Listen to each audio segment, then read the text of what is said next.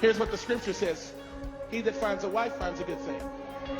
Didn't say This is women's favorite thing to quote, but they never acknowledge who said it. King Solomon said, "He who finds a wife finds a good thing." But he had 700 wives and 300 concubines. But women be so fixated on this Western concept of the one or being a man's only woman. But let's go back to that word concubine, because the Bible clearly makes a discrepancy between wives and the rest of the women that Solomon was dealing with. Biblically, a woman can only be your wife if you took her virginity. That's why when marriage used to be carried out, they needed tokens of virginity for the woman for the marriage to actually go through. So if you're not a virgin, you can't be a wife unless all the men you have been with have died. It doesn't mean you can't be a good woman. It doesn't mean you can't be virtuous. But biblically, it means you can't be a wife. But the word concubine is used to describe every other woman a man can deal with. A man can take in a prostitute and she will be his concubine. A wife is supposed to be a woman that's only ever known you and is permanently connected to you.